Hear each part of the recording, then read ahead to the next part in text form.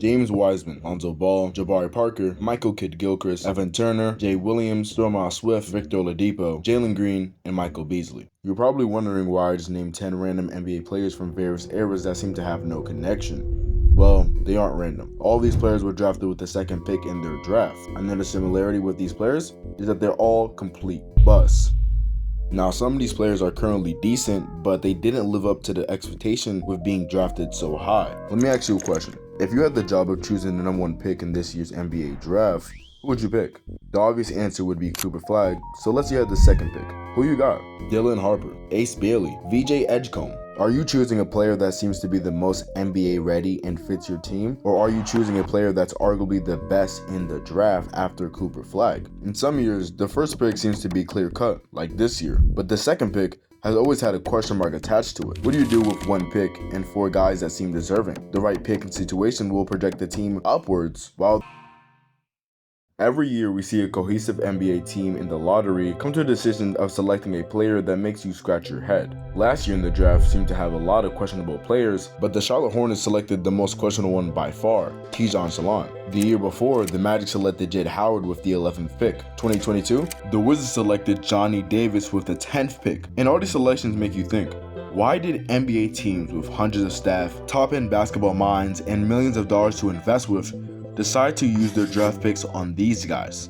especially when these players were on the board? And this weird inconsistency of selecting awful players in the top 10 stays very true when it comes to the second pick. Out of the last 44 NBA second round picks selected since 1980, just 10 of them have actually became the second or best player of that draft. That means that the most brilliant and obtuse basketball minds that have been studying and scouting potential NBA superstars for many of years only have a shocking yet abysmal 22% chance of actually selecting the top 2 players in the draft. Typically, NBA GMs and front offices do an exceptional job drafting and building players throughout the draft, but when it comes to the second pick, there seems to be this weird looming curse hovering over it. Out of all of these drafts since 1980, there have been 2 10-year stretches where every single second overall pick ended up not being the second or best player of that draft. So even with an influx of useful NBA statistics and data, a team of the greatest basketball minds in the world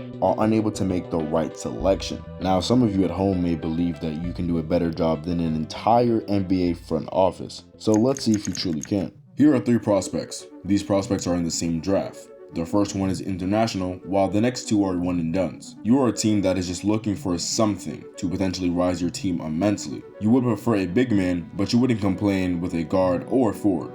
Now, make your pick.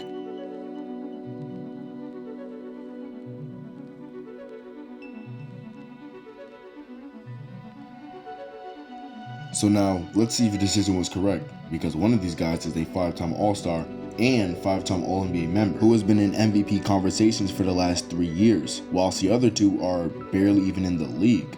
Now, making this decision with just stats is hard, but even with the advantage of advanced statistics, shot charts, and watching these prospects play, GMs, scouts, and this guy, the Sacramento Kings select Marvin.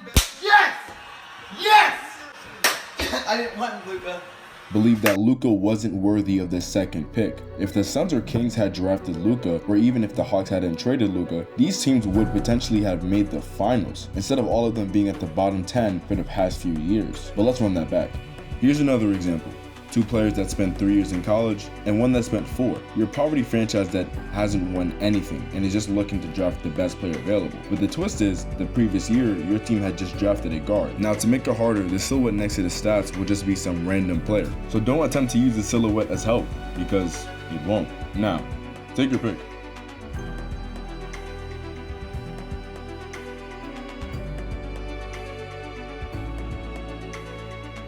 Now, I'm not going to do a whole introduction because 2 of these guys are generally nobodies, and one of these guys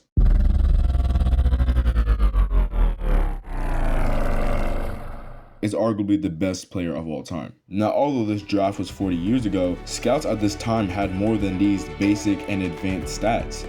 They had the power of watching these players' strengths and weaknesses on full display, and yet they believed that Michael Jordan wasn't worthy of this second pick. And although the entire sport of basketball has changed immensely over the decades, the weird second pick curse hasn't. Every year, a few hundreds of prospects will declare out for the draft. Out of those couple of hundred, just 60 prospects will hear their name called and actually get drafted. But sadly, 8 of those 60 draftees will never play a single second in an NBA game. With 52 remaining, 12 will not end up playing at least one season in the NBA. Then with 38 remaining, 12 will end up not averaging 10 points in their career. Only 5 will make an all-star team, and there is about a 50% chance of becoming an MVP. Now when it comes to second overall picks since 1980, these numbers get weirder. 43 out of the 44 second overall picks would actually end up seeing the court and play at least one season in the league. 12 of these 43 would end up not averaging 10 points in their entire career. With the remaining 31, just 14 of them would actually become all-stars at least once. And out of all of these players, just one of them have become an MVP. That is a 2% chance of becoming the MVP whilst being drafted as a second round pick. This ranks second round picks in a 4-way tie for 6th in MVP winners. The second pick is meant to have the second best player in a draft, but that can be so wrong. Now let's play this game one more time. 3 prospects, all of them are one and dones. You're a team that, honestly, you have great potential moving forward, but you could use one more little spark. Who do you pick?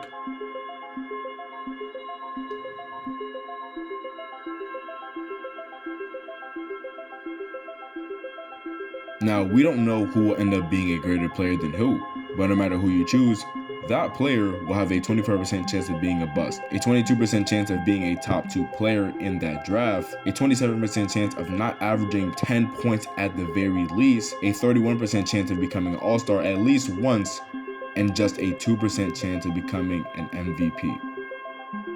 5 minutes on the clock, and as you're the Spurs, you're on the board. Make your pick.